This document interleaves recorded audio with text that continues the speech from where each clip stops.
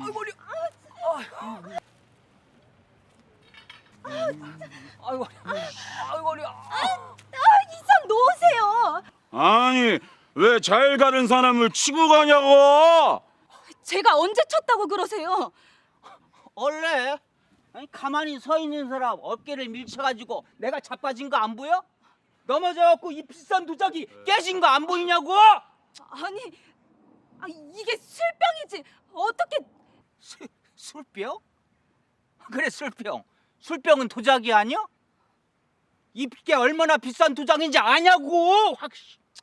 그럼 저보고 어떡하라고?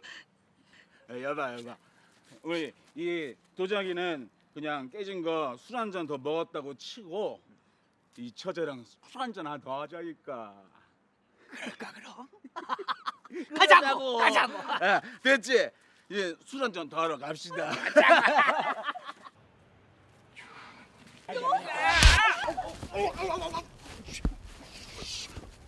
뭐야? 술을 처먹었으면 곱게 돌아갈 것이지. 백주대한테 이 무슨 행패냐?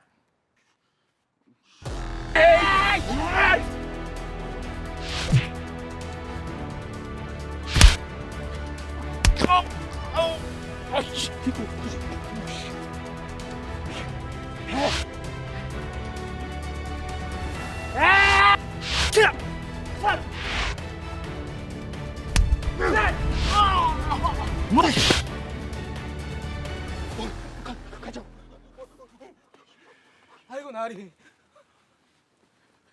아이고 괜찮습니까요? 아이고 이런 어찌. 까짓까. 세상이 어찌 되려고 백주대낮에 저런 불안당 놈들이. 얼른 대구로 가시오.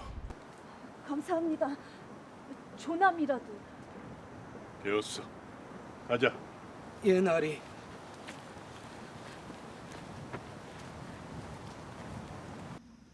영감, 제발 그 성격 좀 버리세요. 한갑을 앞둔 분이 왜 그러신답니까? 잘못했으면 큰일 날 뻔하지 않으셨습니까? 일이 다치기까지 하시고. 그런 일은 다른 사람들한테 맡겨도 되지 않습니까? 내 나이가 먹어도 사내 대장부가 되어 어찌 불의를 보고 참는단 말이오. 내가 아니었으면 그 안악은 어찌 되었겠어. 이깟 상처는 비룩이 상한 것에 불과하지만 만일 내가 아니었으면 그 안악이 잘못되기라도 한다면 누가 책임을 지겠어?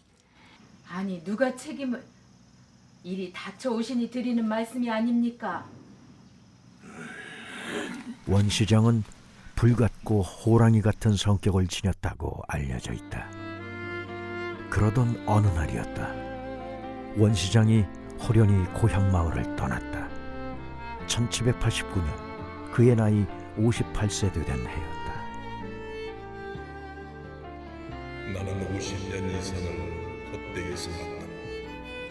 내가 다시 돌아올 때는 길을 떠났던 이유를 알게 될 것이다. 원 시장이 어느 날 갑자기 이제 집을 떠나게 됩니다. 1년 동안 이렇게 떠나게 되는데 내가 떠나더라도 걱정하지 마라. 그러면서 기록상에는 나오지 않아요, 사실은. 그러나 분명히 누군가가 전해준 사람이 있었기 때문에 천주교를 접하지 않았겠어요? 이존창도 서울 양근 쪽으로 가서 권일심, 권일철씨, 이벽 수하의 제자들과 이렇게 교류가 있어서 거기서 영세를 받는 거 마찬가지로.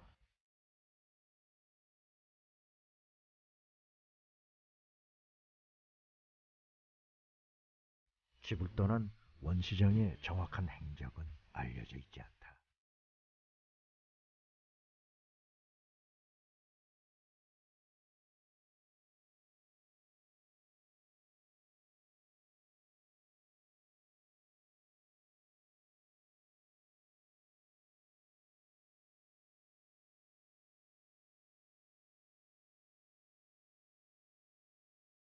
원시장도 1년 동안 분명히 누군가가 접촉을 했던가, 또 1년 동안 긴 세월을 어떻게 지냈을까, 사람과 접촉도 했었고, 또 그 당시 홍유환이라는 사람이 처음 한국에 이제 첫 수도자로 알려지는데, 안동의 깊은 산 속에 들어가서 죽을 때까지 거기서 산속에서 이렇게 수도 생활을 합니다.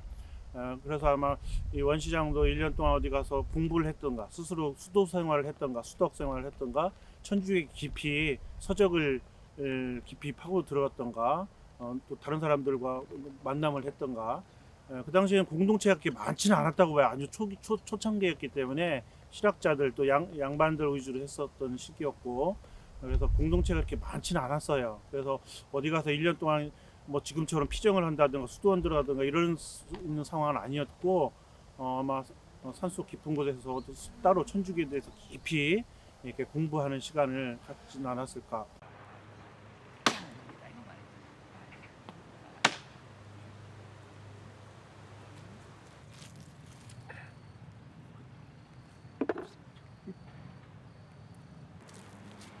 그간 별거 없으셨는지요?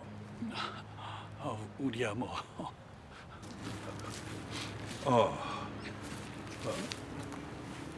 얼마 안 됩니다만 그 약주라도 한 잔 마시지요. 그럼 또 뵙겠습니다. 집을 떠난 지 약 1년 만에 돌아온 원시장. 그는 변해 있었다.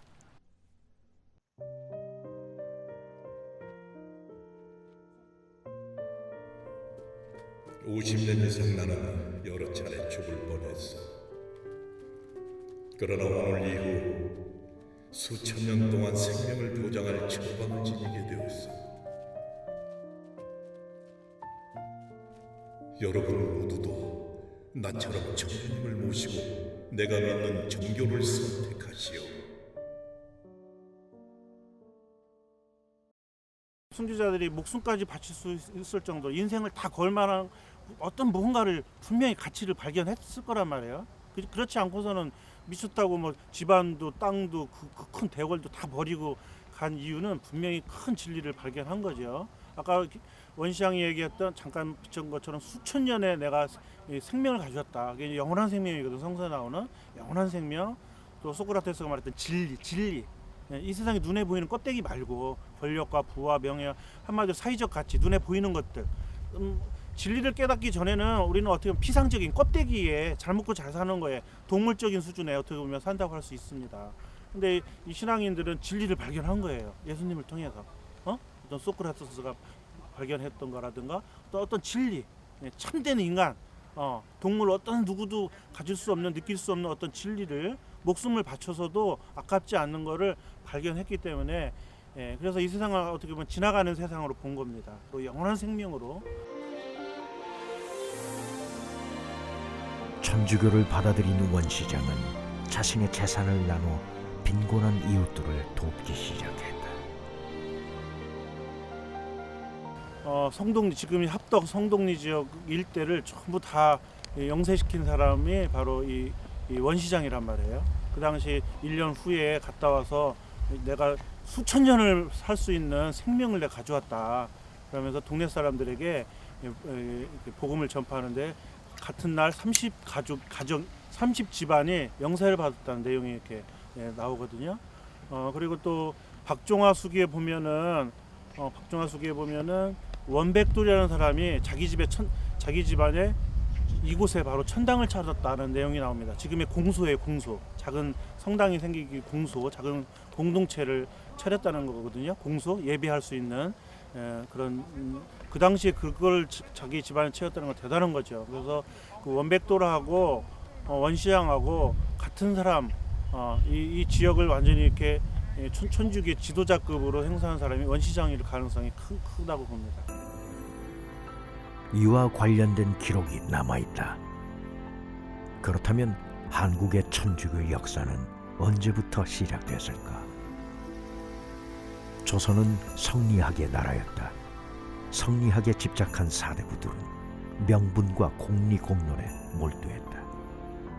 그러자 18세기 후반 이에 대한 역작용이 발발하기 시작했다.